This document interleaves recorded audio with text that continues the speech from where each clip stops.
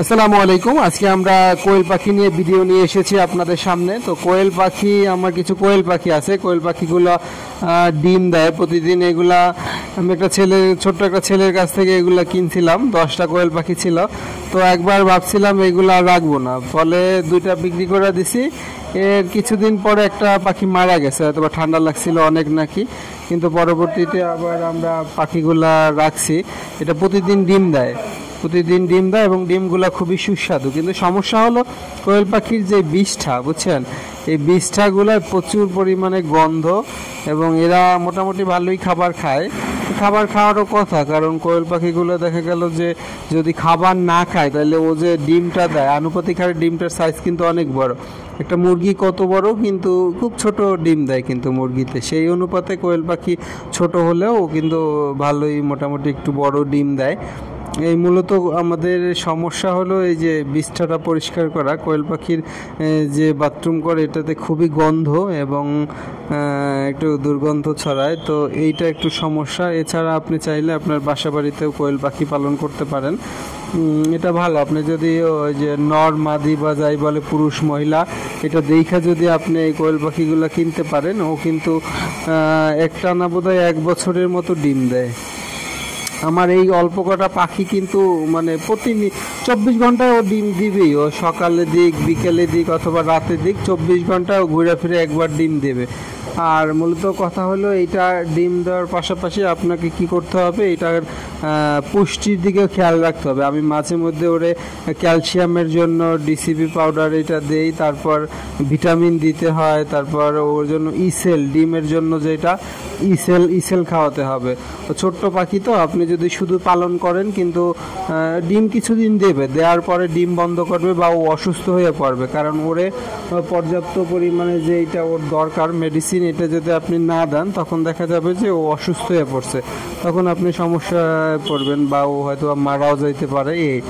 আর যদি বেশি ডিম দেয়, অনেকদিন ডিম দেওয়ার ফলে ওদের দেখবেন শরীরের পাখনা উঠা যায়, এটা যে পালকগুলো এটা ঝইরা যায়। মূলত ওরা ঠোকরা ঠুকরি করে একজন আর একজনের পালক সেইটাই করে। দেখেন আমাদের এই ডিমগুলো মোটামুটি কিন্তু বড় সাইজেরই ডিম দেয়। আর মূলত ওদের যখন ঠান্ডা লাগে তখন ডিমের কালারটা অন্যরকম হয়ে যায়, সাদা হয়। কিন্তু এছাড়া ডিমের কালারটা এরকমই হয়। দেখেন মোটামুটি কিন্তু বড়ই আমাদের এই পাখির ডিমগুলা।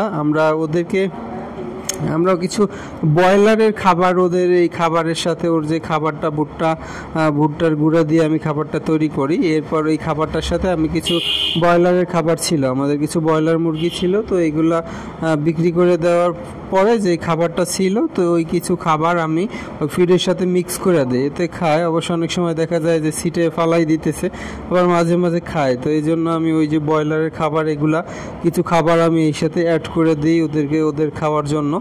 তো এটা খাওয়ার ফলেও আমি মনে করি এটাতে মোটামুটি ভিটামিনের পরিমাণ আছে ভালো, এবং যে খাদ্যের যে পুষ্টিগুণ সব বিদ্যমান আছে, এই জন্য এটা খাইলে ওর জন্য ভালো। তাছাড়া আমি ওর যে ওর খাবারটা আমি মূলত নিজেই তৈরি করে দেই, ভুট্টা ছাওয়া মিলে সহকারে, আরও যত মেডিসিন লাগে এইগুলো দিয়া আমি ওই যে কেনা খাবারটা খাওয়াই না।